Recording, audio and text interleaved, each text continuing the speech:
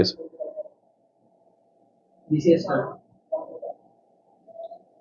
আবার জয়েন হতে বলে সবাইকে।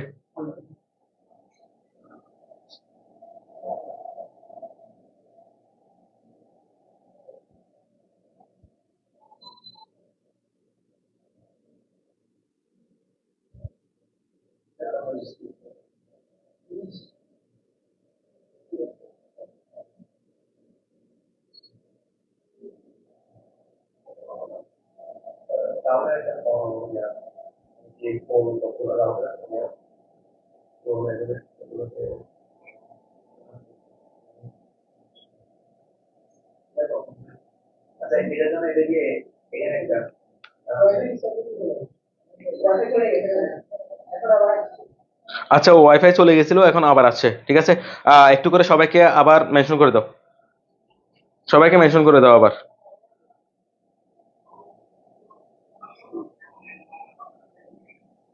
সবাইকে মেনশন করে দাও একটু করে আবার।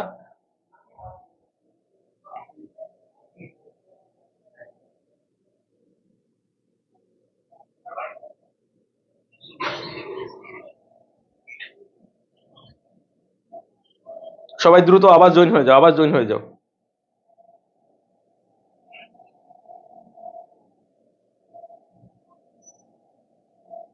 দেখছো ভাই, ক্লাসের মাঝখানে যদি এরকম ওয়াইফাই ডিস্টার্ব করে তখন সেটা বাজে লাগে একদম।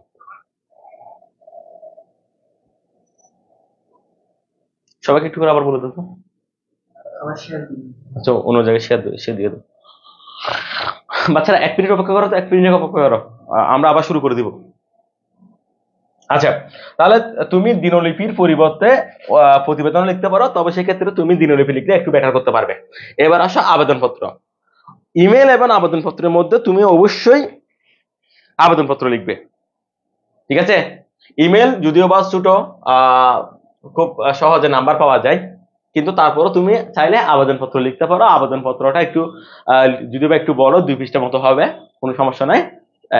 যে কোনো একটা কর্মকর্তা, মানে যে কোনো একটা ব্যাংকের বিপণন কর্মকর্তা পদে নিয়োগ, অথবা সহকারী শিক্ষক পদে নিয়োগ, অথবা কোনো প্রভাষক পদে নিয়োগ, এই ধরনের মানে ম্যানেজার পদে নিয়োগ, এগুলো একটু বেশি আসে। আমি তোমাদেরকে যখন পড়াছিলাম তখন বেশ কিছু আবেদনপত্র বলে দিয়েছিলাম যে এগুলো আসবে, অর্থাৎ একটা শিখলে অনেক লেখা যায়। আমাদের ইন্দুবর বইয়ে অনেক কিছু আছে, ওখান থেকে যে কোনো একটা অথবা দুইটা দেখে নিবে, দেখা যাচ্ছে একটা দুইটা শিখলে, অর্থাৎ ফরম্যাটটা শিখে ফেললে হয়।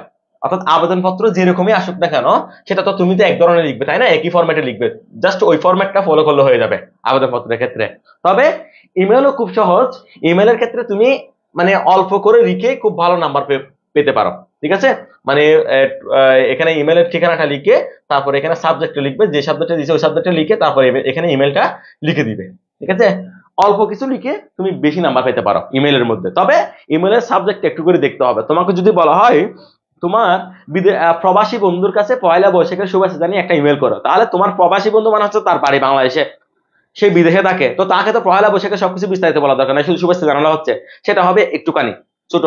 আবার যদি তোমাকে যদি বলা হয় তোমার বিদেশি বন্ধুর কাছে পয়লা বৈশাখের শুভেচ্ছা জানিয়ে ইমেল করো, তাহলে সেক্ষেত্রে এটা পয়লা বৈশাখের একটু বিস্তারিত বিবরণ দিতে হবে। দুইটা কিন্তু এক না, একটা হচ্ছে প্রবাসী, একটা হচ্ছে বিদেশি, তাহলে একটু বিস্তারিত লিখতে হবে। ওকে, এরপর আসো বাক্য সম্প্রসারণ এবং সারাংশ সারমর্ম। কোনো অবস্থাতে সারাংশ সারমর্ম লিখে যাবে না। আমি আবার বলছি কোনো অবস্থাতে সারাংশ সারমর্ম লেখা যাবে না। তোমার যদি সারাংশ সারমর্ম লিখো, আবার কাদের জন্য বলছি কথাগুলো, যাদের টার্গেট হচ্ছে তুমি বাংলা ফার্স্ট পেপারের নাম্বারগুলো সব সেকেন্ড পেপার দিয়ে টানিয়ে আনবে, ওদেরকে বলছি। কারণ তুমি সারাংশ সারমর্ম যতই সুন্দর করে লিখো, তোমাকে 7-এর উপরে দিতে খবর হয়ে যায়। 7-এর উপরে দেয় না স্যাররা, এই 6-7 এরকম দিবে, 6 নাম্বার দিবে, 7 নাম্বার দিবে, এরকম দিবে। কিন্তু তুমি যদি বাক্য সম্প্রসারণ লিখো, ইচ্ছা মতো লিখে 4 পৃষ্ঠা লিখে দিবা, শেষ। তাহলে তোমার নাম্বার কমপক্ষে 9 অথবা 10 পাবে, 9 অথবা 10, 10-এ 10 অথবা 9, এরকম পাবে। ঠিক আছে, সবসময় বাক্য সম্প্রসারণ লেখার চেষ্টা করবে, সারাংশ সারমর্ম না। 2 লাইন আড়াই লাইনের মধ্যে আবার সারাংশ, অনেকে দেখা যায়, আমি পরীক্ষা খাতা কাটার সময় অনেকে খেয়াল করছি, অনেকে সারাংশ সারমর্ম এরকম 1 পৃষ্ঠা লিখে দিচ্ছে। না, সারাংশ সারমর্ম 1 পৃষ্ঠা লিখে যায় না, 5 লাইন। তবে তুমি সর্বোচ্চ 4 লাইন পর্যন্ত লিখবে, 3 লাইন অথবা 4 লাইন, 3 লাইন 4 লাইন, এর বেশি লেখার দরকার নেই। 3 লাইন 4 লাইনের মধ্যে আসলে বেশি নাম্বার পাওয়া যায় না, মানে 7 নাম্বারে বেশি দেয় না। আমার টার্গেট হচ্ছে 10-এ 10। টার্গেট কত? 10-এ 10, 9 না। তাহলে আমি 10-এ 10 পাওয়ার জন্য আমি কি করবো? আমি বাক্য সম্প্রসারণ লিখবো। সবসময় ভাব সম্প্রসারণের দিকে মাথায় রাখবা যে আমি সবসময় ভাব সম্প্রসারণ লিখবো। রক্ত সংক্রান্ত ইমেল কি সিভিতে কি বসাবো? হ্যাঁ, ব্লাড গ্রুপ লিখতে পারো, অসুবিধা নেই। ওকে, এবার আসো সংলাপ। সংলাপের ক্ষেত্রে তোমাদেরকে বলেছি সংলাপ লেখার ক্ষেত্রে অবশ্যই ডিজাইনটা সুন্দর রাখবে, ঠিক আছে? এই যে তোমার এই খাতা, তুমি এখানে রহিম করিম যে লিখেছো, তোমার বাকি লেখাগুলো তোমার এখানে থাকবে, বাকি লেখাগুলো তোমার এখানে থাকবে। এদিকে এই নামের এদিকে তোমার লেখাগুলো আসবে না, ঠিক আছে? তোমার লেখাগুলো এদিকে থাকবে, এদিকে তোমার কোনো লেখা আসবে না। এবং তোমার এই এই লেখাগুলো অর্থাৎ এরকম এই লাইনগুলো একজনের পক্ষ থেকে কমপক্ষে 6টা হবে, 6টা 12টা হবে, ঠিক আছে? অর্থাৎ এই উপরে আসসালামু আলাইকুম ওয়ালাইকুম সালাম, নিচে ঠিক আছে ভাই, এগুলো ছাড়া মাঝখানে 6টা 12টা লাইন লিখবে। এবং সেখানে ব্র্যাকেটের মধ্যে কিছু কথা দিবে। তোমাদেরকে সংলাপ লেখার জন্য যে নিয়মগুলো আছে আমি তোমাদের এই ইন্দিবর বইয়ের মধ্যে খুব ভালো করে দিয়েছি। যে তিনি মৃদু ব্র্যাকেটের মধ্যে তিনি বলবেন, তিনি মৃদু হেসে বললেন ঠিক আছে, তারপর তিনি রাগান্বিত হলেন অথবা তিনি বিচলিত হলেন, তারপর তিনি অমুকের দিকে তাকিয়ে বললেন, এগুলো ব্র্যাকেটের মধ্যে একটু করে লিখে দিবে, তাহলে ওই সংলাপটা অনেক বেশি প্রাণবন্ত হবে এবং তুমি বেশি নাম্বার পাবে। সংলাপের ক্ষেত্রে অবশ্যই মাথায় রাখবে তুমি কমপক্ষে 6টা 12টা কথা লিখবে এখানে। অর্থাৎ সংলাপের মধ্যে তুমি যদি ঠিকঠাক ভাবে, সংলাপ মানে কি? দুজনের মধ্যে কথোপকথন। এই দুজনের মধ্যে কথোপকথন তুমি যেভাবে লেখো না কেন তুমি সেখানে 8 পাবে। যদি বানান ভুল না করো, তোমার মনে যেরকম ইচ্ছে সেরকম লিখলে, অর্থাৎ যেরকম ইচ্ছে সেরকম মানে আবার কিনা অপ্রাসঙ্গিক না, মানে ওই বিষয়ভিত্তিক, তুমি যেভাবে লিখো না কেন তুমি 8 পাবে। আর যদি একটু ভালো করে যদি সুন্দর করে লিখতে পারো 10-10। সংলাপের মধ্যে 10-10 নিচে যায় না, সবসময় 10-10, ঠিক আছে? সংলাপে সবসময় 10-10 পাওয়া যায়। আমার টার্গেট হচ্ছে বাংলা সেকেন্ড পেপারের 90 থেকে 95 আপ, ঠিক আছে? 90 থেকে 95, এটা হচ্ছে আমার বাংলা সেকেন্ড পেপারের নাম্বার। আমি বাংলা সেকেন্ড পেপার দিয়ে বাংলা ফার্স্ট পেপার সহ একসাথে নাম্বার টেনে আনবো। সুতরাং আমি সেখানে এই বিষয়গুলো যদি লিখি আমার বেশি বেশি করে নাম্বার আসবে। কি কি বলছি আমি তোমাকে? পারিভাষিক শব্দ বলছি, দিনলিপি বলছি, তারপর আবেদনপত্র লিখতে বলেছি, বাক্য সম্প্রসারণ লিখতে বলছি, সংলাপ লিখতে বলেছি, ঠিক আছে? এখানে পাঁচটাতে প্রত্যেকটাকে 10 নাম্বার করে 50 নাম্বার, এখানে আছে 20 নাম্বার, তাহলে 50 20 70 নাম্বার। আর আমার গ্রামারের মধ্যে আছে 30 নাম্বার, তাহলে 70 এবং 30 আমার 100। সেখানে আমি প্রথমত টার্গেট রাখবে গ্রামারে 30-30, কোন অংশে ছাপ দেওয়া যাবে না। আর রচনা আমি যদি 20 পৃষ্ঠা লিখতে পারি আমি 20 পাবো, এখানে আমাকে নাম্বার কম দেওয়া হবে না, টিকিয়ে দেওয়া হবে। এখন অনেক স্টুডেন্ট বাংলার মধ্যে 98-99 পাচ্ছে, এরকম অনেক স্টুডেন্ট আছে 100-100 পাচ্ছে, আমাদের অনেক স্টুডেন্ট 100-100 পায়, এরকম অনেক স্টুডেন্ট আছে। সুতরাং তোমার এখানে আশ্চর্য হওয়ার কিছু নাই যে ওমা 95 কেমনে, স্যার বলতেছে 95 পেতে হবে, 90 পেতে হবে। অবশ্যই পেতে হবে, কারণ তুমি বাংলা ফার্স্ট পেপারের মধ্যে তুমি যে উদ্দীপকের যে গুরুত্ব পরিসীম কথাটা বলে আসছো, আসলে তুমি গুরুত্ব বুঝাতে পারছো কিনা সেটা তুমি জানো না, ঠিক আছে? সুতরাং এখানে বাংলা ফার্স্ট পেপারের নাম্বার গুলো তোমাকে সেকেন্ড পেপার দিয়ে তোমাকে টানতে হবে, তারপর 95 পাইতেই হবে। হ্যাঁ ইনশাল্লাহ, ইনশাল্লাহ বলো। তারপর এখানে স্যার সংলাপ কত পেজ লিখতে হবে, সংলাপ কত পেজ লিখতে হবে এরকম কোনো ধারাবাধা নিয়ম দেয়, তুমি জাস্ট 6টা একজনের পক্ষ থেকে 6টা 12টা কথা বলবে, ঠিক আছে? সেটা ওইরকম করতে গেলে তোমার 2 থেকে 2.5 পেজ হবে, কোনো সমস্যা নাই, 2 থেকে 2.5 পেজ লিখলে হয়ে যাবে ইনশাল্লাহ। এনাফ। এবার আসো আমরা ওই গতকাল যে বাকি দুইটা যে বিষয় ছিল আমাদের বাংলা বানানের নিয়ম, ওটা ছিল, আর একটা ছিল মনে হয় কি বাংলা বানানের নিয়ম ছিল, আর একটা হচ্ছে বাংলা উচ্চারণের নিয়ম, এই দুইটা বাকি ছিল গতকাল।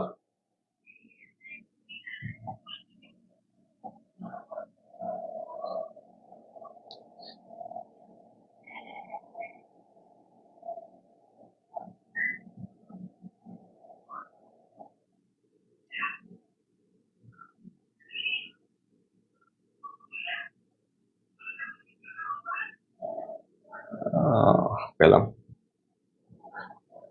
আচ্ছা, আমরা গতকাল এতটুকু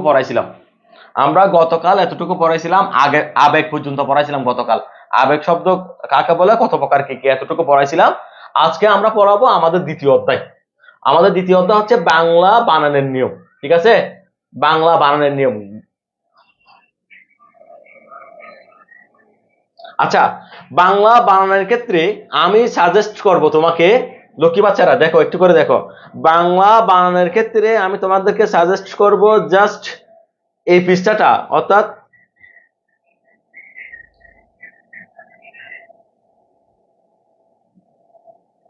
তোমাদের ইন্দিবর বইয়ের যে 20 পৃষ্ঠা 21 পৃষ্ঠা যে শব্দগুলো আছে, ইন্দিবর বইয়ের যে 20 পৃষ্ঠা 21 পৃষ্ঠার যে শব্দগুলো আছে ওই শব্দগুলো একটু করে লিখে ফেললে হয়ে যাবে। অর্থাৎ 21 এবং 22 পৃষ্ঠা, ইন্দিবর বইয়ের 21 এবং 22 পৃষ্ঠার মধ্যে যে শব্দগুলো আছে ওগুলো একটু করে তুমি যেটা যেটা পারো না, তুমি যেটা যেটা পারো না সেটা একটু করে খাতায় লিখে ফেললে হয়ে যাবে, একটু করে দেখে ফেললে হয়ে যাবে, তোমার আর কিছু দরকার নাই। অথবা 19 থেকে 20 ইন্দিবর বইয়ের 19 পৃষ্ঠা 20 পৃষ্ঠা এবং 21 পৃষ্ঠা এই তিনটা পেজের মধ্যে যে কয়টা শব্দ আছে, ইন্দিবর বইয়ের 19 পৃষ্ঠা 20 পৃষ্ঠা 21 পৃষ্ঠা, 19 20 এবং 21 পৃষ্ঠার মধ্যে যে শব্দগুলো আছে ওই শব্দগুলোর বানান একটু করে তোমার যেটা যেটা সমস্যা হয় ওগুলো একটু করে খাতায় যদি নিজে নিজে প্র্যাকটিস করে যাও তাহলে তুমি 5টা শব্দ লিখে দিবে, 5 নাম্বার পেয়ে যাবে। ঠিক আছে, আমি এখানে সাজেস্ট করব তুমি অবশ্যই ওই বানানগুলো লিখবে। ঠিক আছে, প্রশ্ন উত্তর লেখার দরকার নেই।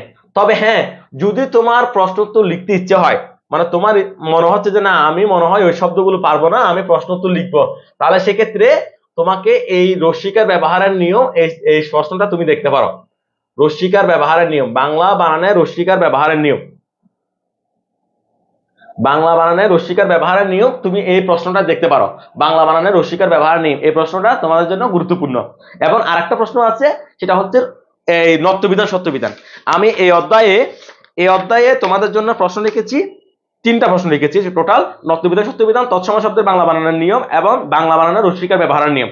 আমি তোমাকে প্রথমে বাংলা বানানোর রস্যিকার ব্যবহারের নিয়ম এটা একটু করে শিখিয়ে দিচ্ছি। দেখো, আমি তোমাকে শুধু এই 30 সেকেন্ডের মধ্যে শিখাই দিব, তুমি জাস্ট এই কথাটা মনে রাখলে হয়ে যাবে। তুমি শুধু একটা কথা মনে রাখবে, এই একটা কথা দিয়ে তুমি পরীক্ষার তোমাকে একটু আগে বললাম না যে কিভাবে রচনা 20 পৃষ্ঠা লেখা যায়, জাস্ট এইভাবে লেখা যায়।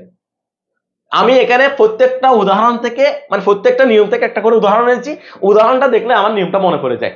যেমন দেখো, আমি এখানে কি লিখলাম, রস্যিকার ব্যবহার নিয়মের মধ্যে আমি এটা মনে রাখি যে হিন্দি সিরিয়ালের রূপালী দৃশ্যাবলী দেখে মাসির মেয়েটি রেশমি শাড়ি করে খুশি হয়ে চিৎকার করে বললো ভালোবাসি, এই কথাটা। তাহলে প্রথম শব্দ কি? হিন্দি। এটা কি শব্দ? এটা জাতি ভাষার শব্দ। তাহলে সকল জাতি ভাষার শব্দ অথবা ভাষার নাম বানানে রস্যিকার হবে। আমি আবার বলছি, জাতিবাচক শব্দ মানে কোন জাতির নাম অথবা ভাষার নাম, সেক্ষেত্রে কি হবে? রস্যিকার হবে। যেমন এখানে কি আছে, যেখানে এখানে হিন্দি আছে, পাকিস্তানি আছে, ইরানি আছে, বাঙালি আছে, আরবি আছে, জাপানি আছে, হ্যাঁ, জার্মানি আছে, তুর্কি আছে, সাঁওতালি আছে, ইত্যাদি ইত্যাদি। তাহলে এরকম কোন একটা ভাষার নাম অথবা জাতির নাম, সেক্ষেত্রে বানানে কি হবে? রস্যিকার। এবার 2 নাম্বার দেখো, যে কোনো বিদেশি শব্দের বানানে অবশ্যই রস্যিকার হবে। ঠিক আছে, কি বললাম? 2 নাম্বার, বিদেশি শব্দের বানানে সবসময় রস্যিকার ব্যবহৃত হবে। তাহলে কি? টেবিল, ফরিয়াদি, আলমারি, আসামি, আলপিন, বেআইনি ইত্যাদি, এগুলাতে বিদেশি শব্দ, এটা আরবি হোক, ইংরেজি হোক, ফার্সি হোক, ফরাসি হোক, কোনো সমস্যা নাই, সকল বিদেশি শব্দে রস্যিকার ব্যবহৃত হবে। 1 নাম্বার কি বলছি? ভাষার নাম অথবা জাতির নামের মধ্যে রস্যিকার ব্যবহৃত হবে। রূপালী শব্দটা কি দিয়ে গঠিত হয়েছে? যেমন আম রূপালী এখন আছে না, তাহলে রূপ যুগ আলী, রূপ যুগ কি? আলী। তাহলে এরকম আলী প্রত্যয়ান্ত শব্দ সবসময় রস্যিকার হবে। আলী প্রত্যয়ান্ত শব্দ সবসময় কি হবে? রস্যিকার হবে। এবং আবলী প্রত্যয়ান্ত, যেমন দৃশ্য যুগ আবলী সমান দৃশ্যাবলী, এই দৃশ্যাবলী আবলী প্রত্যয়ান্ত শব্দের মধ্যে সবসময় কি হবে? রস্যিকার হবে। তাহলে সোনালী, রূপালী, স্বর্ণালী, বর্ণালী, হেয়ালী, মিতালী রস্যিকার। দৃশ্যাবলী, রচনাবলী, গ্রন্থাবলী, প্রশ্নাবলী, সেক্ষেত্রে রস্যিকার। তাহলে আলী এবং আবলী প্রত্যয়ান্ত, সেখানে কি হবে? রস্যিকার হবে। আমি আবার বলছি, ভাষার নাম, জাতির নাম রস্যিকার, বিদেশি শব্দ রস্যিকার, তারপর আলী প্রত্যয়ান্ত শব্দ রস্যিকার, আবলী প্রত্যয়ান্ত শব্দ রস্যিকার। আমি অলরেডি কিন্তু তোমাকে 4টা নিয়ম শিখাই ফেলছি, তো তোমার নিয়ম দরকার কয়টা? তোমার নিয়ম হচ্ছে 5টা নিয়ম দরকার। তারপর এখানে দেখো, মাসি, এটা হচ্ছে স্ত্রী ভাষার শব্দ। মাসি কি? স্ত্রী ভাষার শব্দ। তাহলে সকল স্ত্রী ভাষার শব্দের মধ্যে কি হবে? সকল স্ত্রী ভাষার শব্দের মধ্যে রস্যিকার ব্যবহৃত হবে। স্ত্রী ভাষা শব্দের মধ্যে কি হবে? রস্যিকার ব্যবহৃত হবে। এরকম দেখা যাচ্ছে, দেখেন, দেখা যায়? আর একটু বড় করলে তো ইয়া হয়ে যাবে। আচ্ছা, আমি আর একটু বড় করে দিচ্ছি, এরকম। আচ্ছা, ঠিক আছে। এবার দেখো লক্ষ্মী বাচ্চারা, তাহলে মাসি এটা কি শব্দ? এটা হচ্ছে স্ত্রী ভাষার শব্দ। তাহলে সকল স্ত্রী ভাষার শব্দ, যেমন মাসি, পিসি, দাদি, নানি, চাচি ইত্যাদি, এগুলোতে রস্যিকার ব্যবহার করতে হয়, তবে দীর্ঘিকারও ব্যবহার করা যাবে। তারপর প্রদর্শিত নির্দেশকের টি, এটি, সেটি, ওটি ইত্যাদি, প্রদর্শিত নির্দেশকের টি বানানে সর্বদা রস্যিকার ব্যবহৃত হবে। তারপর রেশমি, শাড়ি, খুশি, ঠিক আছে, এগুলো হচ্ছে অতৎসম শব্দ, সকল অতৎসম শব্দে অবশ্যই রস্যিকার ব্যবহার করতে হবে। তারপর চিৎকার, খঞ্জনী, কিংবদন্তি, এগুলো হচ্ছে তৎসম শব্দ। তাহলে তৎসম শব্দের মধ্যে রস্যিকার এবং দীর্ঘিকার উভয় ব্যবহার করা যায়, তবে সেক্ষেত্রে রস্যিকার ব্যবহার করা ভালো। আর ভালোবাসি এটা হচ্ছে বাংলা ক্রিয়াপদ, বাংলা ক্রিয়াপদে রস্যিকার ব্যবহার করতে হয়। তাহলে তুমি দেখো 30 সেকেন্ডের মধ্যে একটা প্রশ্ন শিখে ফেললে, এটা যদি মনে রাখো, ভাষার নাম জাতির নাম রস্যিকার, বিদেশি শব্দ রস্যিকার, আলী প্রত্যন্ত শব্দ রস্যিকার, আবলি প্রত্যন্ত শব্দ রস্যিকার, তারপর স্ত্রী ভাষা শব্দ রস্যিকার, পদাশ্রিত নির্দেশকের টি বানানে রস্যিকার, তারপর অতৎসম শব্দের মধ্যে রস্যিকার, তৎসম শব্দের মধ্যে রস্যিকার তবে দীর্ঘিকার ব্যবহার করা যায়, আর বাংলা ক্রিয়াপদে সবসময় রস্যিকার। বুঝাচ্ছে কিনা এটা? ওকে, এটা বুঝাচ্ছে। তোমার যদি এরকম যদি এই প্রশ্নটা যদি লিখতে ইচ্ছা হয় যে বাংলা বানানের রস্যিকার ব্যবহারের নিয়ম লিখো, তাহলে সেক্ষেত্রে তুমি এই কথাটা মনে রাখলে খুব ইজি ভাবে লিখতে পারবে। তবে আমি তোমাকে সাজেস্ট করছি ওই যে শব্দগুলো দিবে, 8টা শব্দ দিবে, ওই 8টা শব্দ থেকে 5টা শব্দ শুদ্ধ বানান লিখে দিবে। তো সেটার জন্য কি করবে, সেটার জন্য তোমার বিগত সালে যে প্রশ্নগুলো আছে 2023 সাল 22 সাল ওরকম কয়েক বছরের প্রশ্ন দেখলে, একটু করে উল্টায় দেখলে সেটা তুমি ইজি ভাবে পারবে। তবে উল্টা দেখো যে যে বানানটা তুমি পারো না সেটা খাতা দিয়ে কলমের মধ্যে একটু করে লিখে ফেলবে। স্যার বাপ সম্প্রসারণ কয় পেজ লিখতে হবে, দিনলিপি কয় পেজ লিখতে হবে? বাপ সম্প্রসারণ অবশ্যই 4 পৃষ্ঠা লিখতে হবে, ঠিক আছে? 3.5 থেকে 4 পৃষ্ঠা লিখে ফেলবে। বাপ সম্প্রসারণ মানে হচ্ছে মনের বাপকে প্রসারিত করা। তুমি যদি 2 পৃষ্ঠা লিখে বসে থাকো তাহলে তোমাকে 6 নাম্বার দিবে, আর যদি তুমি 7 পৃষ্ঠা 8 পৃষ্ঠা লিখো তাহলে তোমাকে 10-এ 10 দিবে অথবা 9 দিবে। আমি বারবার বলছি, খাতা একদম আহামরি যে পরে পরে কাটে সেটা না, তুমি লিখে ফেলবে, পুরো লিখে ফেলবে। স্যার ভালোবাসিতে রস্যিকার কেন? এটা হচ্ছে বাংলা ক্রিয়াপদ, বাংলা ক্রিয়াপদে সবসময় রস্যিকার হবে। স্যার নিচের সবকিছু লিখতে হবে নাকি? স্যার নারী কি, বুঝি নাই। আচ্ছা, মাথায় সমস্যা থাকলে সবাই কমেন্টে হা হা দেয়। আচ্ছা এটা বাদ দাও, ওটা বাদ দাও, পড়াশোনা করো, পড়াশোনা করো। আচ্ছা এবার দেখো, এবার হলো নত্যবিধান সত্যবিধান। আমি একটু করে দেখা দিচ্ছি, নত্যবিধান সত্যবিধানে একটু করে দেখা দিচ্ছি। দেখো নত্যবিধান সত্যবিধানে একটু করে দেখো, তুমি জাস্ট এই জিনিসটা মনে রাখলে তোমার পরীক্ষায় আসবে, আগামীকাল পরীক্ষায় আসবে, নত্যবিধান কাকে বলে এর নিয়মগুলো লিখো, জাস্ট একটু করে দেখো। মনে করো এটা হচ্ছে তোমার চুম্বক, এটা হচ্ছে লোহা, আর দেখো এটা তোমার চুম্বক, এটা হচ্ছে তোমার লোহা। তাহলে চুম্বক লোহাকে কি করে? আকর্ষণ করে। তো চুম্বকের নামগুলো কি কি দিলাম আমি? রি, র এবং স। তাহলে এখানে বর্ণ হচ্ছে 3টা, 1 2 3, কিন্তু ব্যবহার করছি আমি 6 ভাবে, 1 4 5 6। তাহলে এখানে কি কি আছে? রি র স, রি র স, 3টা বর্ণের 6টা রূপ, অর্থাৎ রিকার রেফ রফলা, এই 3টা বর্ণের 6টা রূপের পর তৎসম শব্দের বানানে সরাসরি মূর্ধন্য এবং মূর্ধন্য স হবে, মানে মূর্ধন্য হবে, সরাসরি মূর্ধন্য হবে। এই নিয়মটা মাথায় রাখবা। রি র স এই 3টা বর্ণের 6টা রূপের পর তৎসম শব্দের বানানে সবসময় মূর্ধন্য হবে অথবা মূর্ধন্য স হবে। এবং এই রি র স 3টা বর্ণের 6টা রূপের পর যদি ক বর্গীয় ধ্বনি, ফ বর্গীয় ধ্বনি এবং হ জয়ং, হ অন্তস্ত্রীয় জ অন্তস্ত্রীয় অনুস্বার, এগুলা যদি থাকে তারপরে মূর্ধন্য হবে অথবা মূর্ধন্য স হবে। এবার দেখো আবার বলছি নিয়মটা, আমি তোমাকে আবার বলছি, দেখো রি র স 3টা বর্ণের 6টা রূপের পর তৎসম শব্দের বানানে সরাসরি মূর্ধন্য হবে অথবা মূর্ধন্য স হবে। আর এই রি র স 3টা বর্ণের 6টা রূপের পর যদি ক বর্গীয় ধ্বনি, ফ বর্গীয় ধ্বনি এবং হ জয়ং থাকে, এরপরও মূর্ধন্য হবে। এর পরবর্তী যে শব্দের তৎসম শব্দ সেখানে অবশ্যই কি হবে? বানানের মধ্যে মূর্ধন্য হবে। এখন এই জিনিসটা যদি তোমার যদি বুঝে আসে তাহলে তুমি একটু করে এখানে দেখো, তুমি জাস্ট এই গল্পটা মনে রাখবে, এই গল্পটা মনে রাখলে তুমি খুব ইজি ভাবে তোমার এই কয়টা নিয়ম, 5টা নিয়ম তুমি ইজি ভাবে লিখতে হবে। যেমন দেখো, তুমি দেখো এখানে আমি লিখছি কৃষাণী ঋণের কারণে প্রাণ ফোন কন্দন করে, এতটুকু দেখো, কৃষাণী ঋণের কারণে প্রাণ ফোন কন্দন করে, বর্ষার ভীষণ বর্ষণে দক্ষিণের সব তৃণ নষ্ট হলেও জার্মানিদের কৃপণ ব্রাহ্মণ ত্রাণ অর্পণ করেননি, ফলে তারা দুর্নীতিবাজ কুলুষিত মানুষের দুর্নাম করে। আবার বলছি, কৃষাণী ঋণের কারণে প্রাণপণ কন্দন করে। তুমি এবার একটু করে দেখো, তুমি জাস্ট এতটুকু মাথায় রাখলো তুমি খুব ইজি ভাবে লিখতে পারবে। দেখো তুমি দেখো তো এখানে এখানে মূর্ধন্য স হয়েছে কেন? রিকারের কারণে। তাহলে তুমি লিখবে রি এবং রিকারের কারণে, রিকারের পরে মূর্ধন্য স হয়, তারপর রি এবং রিকারের পরে মূর্ধন্য ন হয়। যেমন এখানে দেখো তৃণ আছে, তৃণ, তাহলে রি এবং রিকারের পরে কি হয়? দেখো রি এবং রিকারের পরে মূর্ধন্য হয়, যেমন তৃণ, তৃষ্ণা, কৃষক ইত্যাদি। এবার এখানে ঋণ, রি এর পরে মূর্ধন্য হয়েছে, রি এর পরে মূর্ধন্য, তারপর কারণ, এখানে র এর কারণে মূর্ধন্য হয়েছে প্রাণ, ঠিক আছে, এখানে র ফলা আছে, র ফলার পরে কি হয়েছে, মূর্ধন্য হয়েছে, তাহলে তুমি লিখবে র রেফ র ফলা এগুলোর পরে কি হয়, মূর্ধন্য হয়।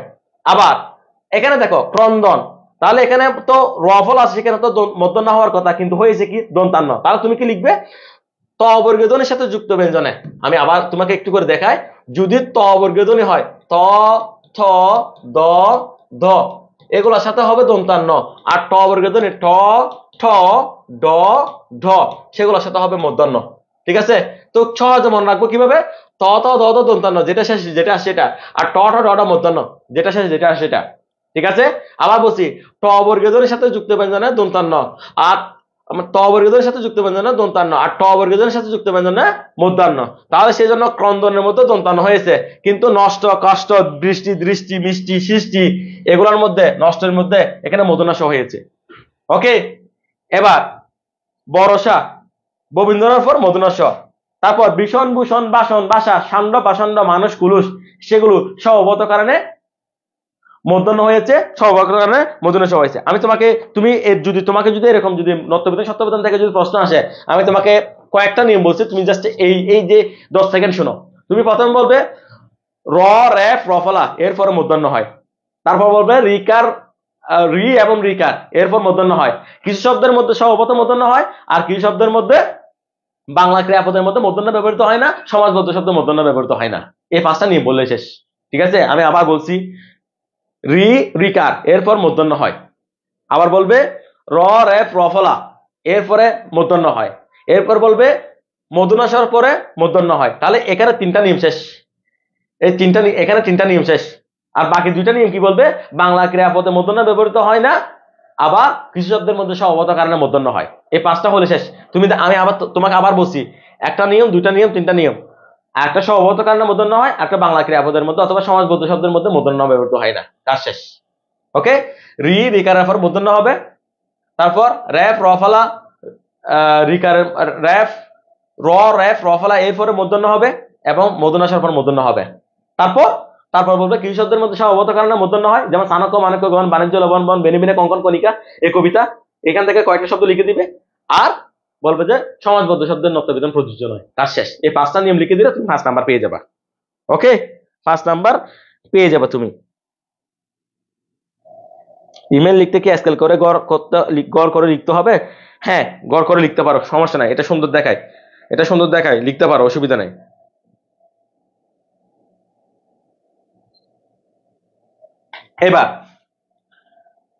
এবার আসো প্রথম অধ্যায়। প্রথম অধ্যায়ের মধ্যে কি আছে? প্রথম অধ্যায়ের মধ্যে আছে বাংলা বানানের নিয়ম।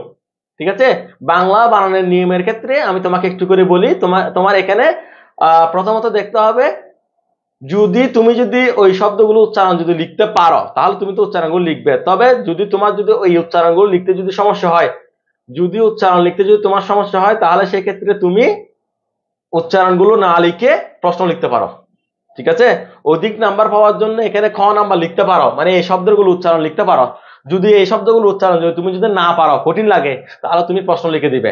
এই প্রশ্নের ক্ষেত্রে আমি তোমাকে কয়েকটা প্রশ্ন দেখাইছি। প্রথমত এখানে দেখাইছে আমি ব ফলা, ম ফলা এবং একার। ঠিক আছে, কি কি বলেছি? এ উচ্চারণের নিয়ম, ব ফলার ব্যবহার, ব ফলার উচ্চারণের নিয়ম, ম ফলার উচ্চারণের নিয়ম। আমি একটু করে তোমাকে মনে করাই দিচ্ছি। এখানে মূলত আজকে শেখানোর মতো কিছু নাই, জাস্ট তোমাকে মনে করাই দেওয়া। তোমাকে একটু করে মনে করাই দিচ্ছি আমি এ উচ্চারণের নিয়ম। দেখো, এ উচ্চারণ 2 রকম হয়, একটা হচ্ছে সংবৃত উচ্চারণ, আর একটা হচ্ছে বিবৃত উচ্চারণ। তুমি যেখান থেকে ইচ্ছে সেখান থেকে লিখতে পারো, কোনো সমস্যা নাই। তোমাকে সংবৃত ধরে দেয় না, বিবৃত ধরে দেয় না। আমি এখানে লিখতে দেখো, প্রেম দুষে গুণ হয় কে দেহ দেখি করে। ঠিক আছে, তো তাহলে এখানে কি তুমি প্রথমে লিখবে যে তৎসম শব্দের প্রথমে ব্যঞ্জন ধ্বনির সাথে, যেমন এখানে আছে কি প্রেম, তাহলে তৎসম শব্দের প্রথমে ব্যঞ্জন ধ্বনির সাথে যুক্ত এ ধ্বনির উচ্চারণ সমৃদ্ধ হয়। ঠিক আছে, এ ধ্বনির উচ্চারণ সমৃদ্ধ মানে হচ্ছে যেরকম আছে ওরকম রয়ে যাওয়া। তাহলে তোমাকে কি বলছি, তৎসম শব্দের প্রথমে ব্যঞ্জন ধ্বনির সাথে যুক্ত এ ধ্বনির উচ্চারণ সমৃদ্ধ হয়, যেমন দেশ, প্রেম, শেষ ইত্যাদি। এই শব্দগুলো, এগুলো হচ্ছে তৎসম শব্দের প্রারম্ভে এ ধ্বনি হয়েছে, সেজন্য এই এ ধ্বনি উচ্চারণ সমৃদ্ধ। 2 নাম্বার, তুমি একটা কথা মাথায় রাখবে, শুধু শব্দের শুরুতে যে এ ধ্বনি আছে সেটা সমৃদ্ধ বিবৃত হওয়ার প্রশ্ন, কিন্তু শব্দের মাঝখানে অথবা শেষে এ ধ্বনি সবসময় সমৃদ্ধ হবে। যেমন দুষে, গুণে, তারপর রূপে, পথে, ঘাটে ইত্যাদি। এখানে শব্দের যদি শেষে যদি কি থাকে, অ্যাদনে থাকে, শব্দের মাঝখানে অথবা শেষে যদি অ্যাদনে থাকে, সেটা সব সময় সমৃদ্ধ হবে, যেরকম আছে ওরকম রয়ে যাবে। তারপর 3 নাম্বার, একাক্ষরযুক্ত সর্বনাম, কে, সে, যে ইত্যাদি। তাহলে একাক্ষরযুক্ত সর্বনাম সবসময় সমৃদ্ধ, আর যদি 2 অক্ষরযুক্ত সর্বনাম হয় সেটা সবসময় বিবৃত। তারপর হ কিংবা আকারবিহীন যুক্ত ধ্বনি থাকলে অ্যাদনের উচ্চারণ সমৃদ্ধ হয়, যেমন দেহ, কেহ, কেষ্ট ইত্যাদি। যদি কি থাকে, মানে হ শব্দের শেষে যদি হ থাকে কিংবা আকারবিহীন কোনো কি থাকে, ধ্বনি থাকে, তাহলে ওই ধরনের শব্দের অ্যাদনের উচ্চারণটা সমৃদ্ধ হবে, অর্থাৎ যেরকম আছে ওরকম রয়ে যাবে। লাস্ট, রশ্মি অথবা রস্যকারের পরে যদি অ্যাদনে থাকে, অর্থাৎ যদি রশ্মি এবং রস্যকার যদি থাকে, এর আগে যদি কি থাকে, অ্যাদনে থাকে, আমি তোমাকে বলছি অ্যাদনে সবসময় শুরুটা, তাহলে ওই অ্যাদনিটা অবশ্যই সমৃদ্ধ হবে। যেমন দেখি, বেলুন, তারপর আছে রেণু ইত্যাদি ইত্যাদি শব্দ। এখানে রস্যকার আছে অথবা রস্যিকার আছে, এর আগে অ্যাদনি আছে, তাহলে রস্যকারের আগে যদি অ্যাদনি থাকে, ওই অ্যাদনি উচ্চারণ কি হবে, সমৃদ্ধ হবে। আমি তোমাকে আবার যে 5টা নিয়ম দেখাইছি সেটা আমি আবার তোমাকে বলছি। তৎসম শব্দের প্রারম্ভে যদি ব্যঞ্জনধ্বনির সাথে অ্যাদনি যুক্ত হয়, অ্যাদনি উচ্চারণ সমৃদ্ধ হবে। তারপর এরপর বললাম পদের শেষে যদি অ্যাদনি থাকে, অ্যাদনি উচ্চারণ সমৃদ্ধ হবে। আর যদি একাক্ষরযুক্ত শব্দ যদি সর্বনাম পদে, মানে একাক্ষরযুক্ত সর্বনাম পদে যদি অ্যাদনি থাকে, তাহলে অ্যাদনি উচ্চারণ কি হবে, সমৃদ্ধ হবে। আর 2 অক্ষরযুক্ত সর্বনাম পদ হলে সেটা অ্যাদনি উচ্চারণ বিবৃত হবে।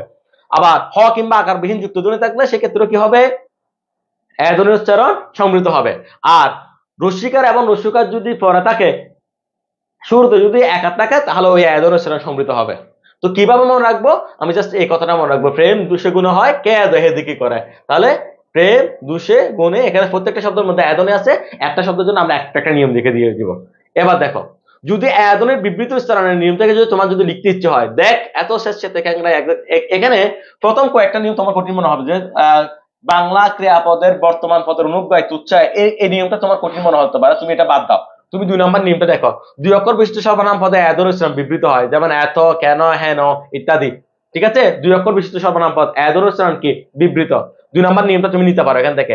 তারপর 3 নম্বর নিয়মটাও নিতে পারো, যে অনুস্বার অথবা চন্দ্রবিন্দু যুক্ত শব্দে অ্যাদনের উচ্চারণ বিবৃত হয়, যেমন স্যাঁতস্যাঁতে, খ্যাংরা, ব্যঙ্গময়, গেজেল, ট্যাংরা, চ্যাংরা ইত্যাদি। ঠিক আছে, এখন যে আম আছে, ড্যাংরা ইত্যাদি, এগুলা অনুস্বার এবং চন্দ্রবিন্দু যুক্ত শব্দের অ্যাদনের উচ্চারণ কি হবে, বিবৃত হবে। তাহলে তুমি 2 নম্বর নিয়মটা নিতে পারো, 3 নম্বর নিয়মটা নিতে পারো, কারণ 2টা প্রশ্ন মিলে তুমি 5টা নিয়ম লিখবে।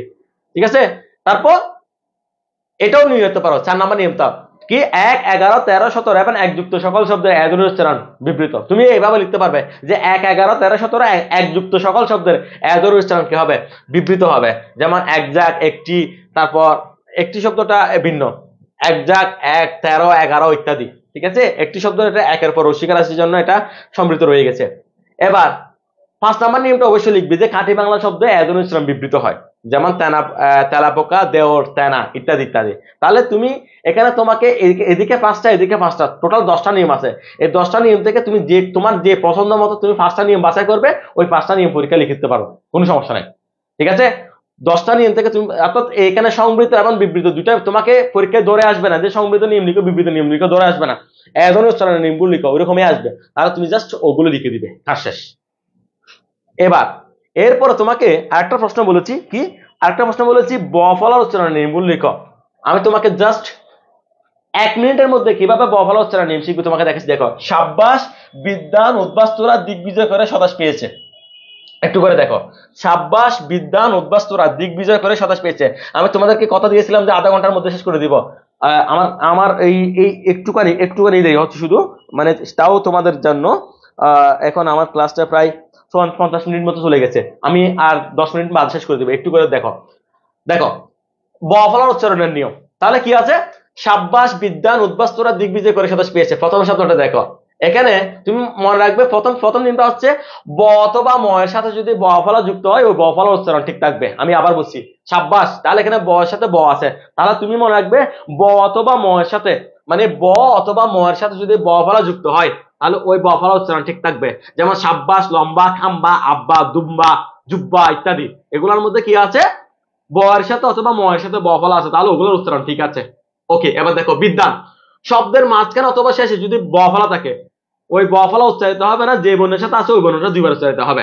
যেমন বিদ্যান, বিশ্বাস, বিশ্ব, বিধ্বস্ত, দাসত্ব, পক্ষ, বিদ্যান, রাজত্ব, প্রভুত্ব ইত্যাদি। তাহলে এখানে শব্দের মাঝখানে অথবা শব্দের শেষে ব ফলা আছে। তাহলে শব্দের মাঝখানে অথবা শব্দের শেষে যদি ব ফলা থাকে, ওই ব ফলা উচ্চারিত হয় না, যে বর্ণের সাথে আছে ওই বর্ণটা দুইবার হবে। ঠিক আছে? যেমন বিশ্বাসের মধ্যে তালব ভাষা কয়টা? একটা, কিন্তু আমরা কয়টা বলি? দুইটা। তারপর বিশ্ব তালব ভাষা কয়টা? একটা, কিন্তু আমরা কয়টা বলি? দুইটা। তাহলে আমি প্রথম নিয়মটা বলছি, ব অথবা ম এর সাথে ব ফলা যুক্ত হলে ব ফলা উচ্চারণ ঠিক থাকে। দ্বিতীয় নম্বর নিয়ম বলছি, শব্দের মাঝখানে অথবা শেষে যদি ব ফলা আসে, ওই ব ফলা উচ্চারিত হয় না। আশ্রিত বর্ণ কয়বার উচ্চারিত হয়? দুইবার উচ্চারিত হয়। এবার দেখো উদ্বাস্তু শব্দটা দেখা, এটা হচ্ছে উদ যোগ বাস্তু, উদ যোগ বাস্তু। তাহলে এই বাংলা মানে যতগুলো শব্দ উত উপসর্গ দিয়ে গঠিত হবে। নিয়মটা কি? উত উপসর্গ দিয়ে গঠিত শব্দের, উত উপসর্গ দিয়ে গঠিত শব্দ এর তটা যদি দ হয়ে যায়, এর তটা যদি দ হয়ে যায়, এর দ সাথে ব যুক্ত হলে ওই ব উচ্চারণ ঠিক থাকবে। আমি আবার বলছি, উত উপসর্গ দিয়ে গঠিত শব্দের তয়ের স্থানে দ, ওই দটা যদি ব হয় ওই বর উচ্চারণ ঠিক থাকে। তটা যদি ব হয় ওই বর উচ্চারণ কি থাকবে? ঠিক থাকবে। ঠিক আছে? যেমন এখানে দেখো যেমন উদ যুগ বাস্তু, উদ্বাস্তু, উদ যুগ বেল, উদ্বেল, উদ যুগ বুদন, উদ্বোধন। ঠিক আছে? তাহলে এখানে এই যে এখানে উদ্বোধনের মধ্যে যে দটা আছে, দটা আগে কি ছিল? ত ছিল। তাহলে এই তটা যখন দ হয়ে যাবে, ওই দর সাথে যদি ব যুক্ত হয় ওই বর উচ্চারণ ঠিক থাকবে। সেজন্য এখানে উদ্বাস্তু, উদ্বেল, উদ্বোধন, উদ্বেগ, উদ্বিগ্ন, তারপর উদ্বোধন, উদ্বিগ্ন, উদ্বাহু যে শব্দগুলো আছে এগুলো সব উদ্যোগে গঠিত হয়েছে। তাহলে উত উপসর্গ দিয়ে যেসব শব্দ গঠিত হবে, রস্য খণ্ডত্ব উত, উত উপসর্গ দিয়ে যেসব শব্দ গঠিত হবে, ওই তটা যদি দ হয়ে যায় ওই দর সাথে ব যুক্ত হবে, ওই বর উচ্চারণ ঠিক থাকবে। এবার এরপরে কি আছে? দিগ্বিজয় করে। এই দিগ্বিজয় শব্দটা কিরকম? দিগ্বিজয় হচ্ছে শব্দটা হচ্ছে দিক যুগ বিজয়, দিক যুগ বিজয়, দরস্কার দি ক দিক যুগ বিজয় সমান কি? দিগ্বিজয়। তাহলে এখানে দিগ্বিজয় শব্দের মধ্যে এই যে গ যেটা আছে, গ এটা আগে কি ছিল? ক ছিল। তাহলে বাংলা সন্ধি সূত্রে আগত ক এর স্থানে গ, মানে কটা যদি গ হয়ে যায় ওই গ সাথে যদি ব যুক্ত হয় ওই বর উচ্চারণ ঠিক থাকবে। আমি আবার বলছি, এখানে উত উপসর্গ যুগে গঠিত শব্দের তটা যখন দ হয়ে গেছিল, তটা যখন দ হয়ে গেছিল দর সাথে ব যুক্ত হলে উচ্চারণ ঠিক আছে। এখানে এই কটা যখন গ হয়ে যাবে ওই গর সাথে যখন ব যুক্ত হয়ে যাবে তখন ওই বর উচ্চারণ ঠিক থাকবে। ঠিক আছে? সেজন্য দিগ্বিজয়, দিগ্বলয়, দিগ্বিদিক ইত্যাদি। তাহলে আমি এই দুইটা নিয়ম, 3 নাম্বার এবং 4 নাম্বার নিয়ম তোমাকে একটু আবার বলি। উত উপসর্গ দিয়ে গঠিত শব্দের তর স্থানে যখন দ হবে ওই দর সাথে যদি ব ফলা যুক্ত হয় ব ফলা উচ্চারণ ঠিক থাকবে।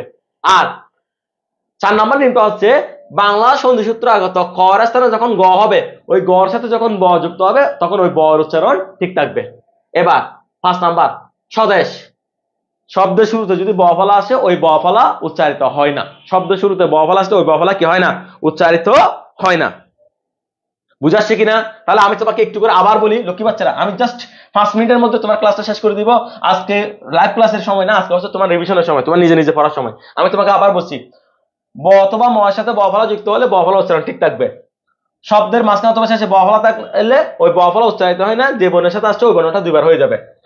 উত উপসর্গ দিয়ে গঠিত শব্দের তটা যদি দ হয়ে যায় তাহলে ওই দর সাথে ব যুক্ত হলে বর উচ্চারণ ঠিক থাকবে। বাংলা সন্ধি সূত্রে আগত ক এর স্থানে যদি গ হয় ওই গর সাথে যদি ব যুক্ত হয় ওই বর উচ্চারণ ঠিক থাকবে।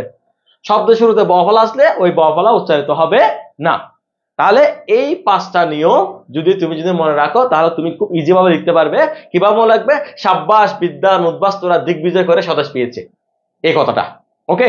এবার তোমাদের যার যেরকম সমস্যার কথা আছে আমাকে একটু করে বলো যে কি কি সমস্যা আছে তোমাদের। কারো কোনো সমস্যা আছে কিনা? স্যার ইমেল গঠনে লিখতে হবে না, লিখতে পারো, কোনো সমস্যা নাই। এরপর বলো সংবাদপত্রের উচ্চারণ বুঝাই দেন। ওকে, চ্যাপ্টার 6 লক্ষ্মী বাচ্চা, যারা চ্যাপ্টার 6 কথা বলতেছো তারা আগামী গতকালের যে ভিডিওটা আছে গতকালের ভিডিওটা দেখবে।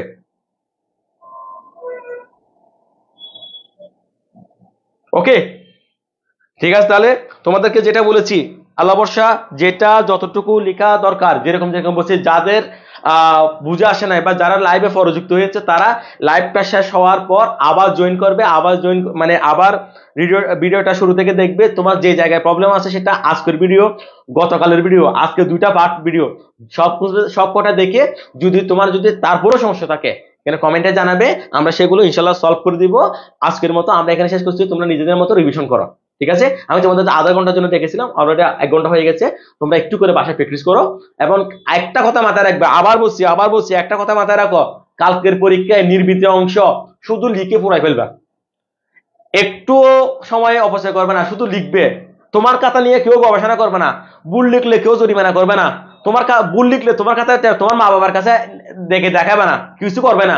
সুতরাং তোমার এখানে লিখতে অসুবিধা কোথায়? যদি এটা তোমার যদি কলেজের পরীক্ষা হতো, তাহলে সেক্ষেত্রে ভুল লিখলে তোমার মা বাবার কাছে বিচার যেত, এখানে তো বিচারও যাবে না, কোনো সমস্যা নাই, তোমার কাছে জরিমানাও করবে না, কিচ্ছু করবে না। তো তুমি না লিখবা, না লিখে আসবে কেন? অবশ্যই লিখে আসবে, ঠিক আছে? কালকের পরীক্ষাটা খুব ভালো মতো দাও, মাথায় রাখো, তুমি লিখতে পারলে তুমি A+ পাবে, লিখতে পারলে তুমি ভালো নাম্বার পাবে। ওকে, তাহলে আল্লাহ হাফেজ, ভালো থাকো, আল্লাহ হাফেজ, আল্লাহ হাফেজ, ভালো থাকো।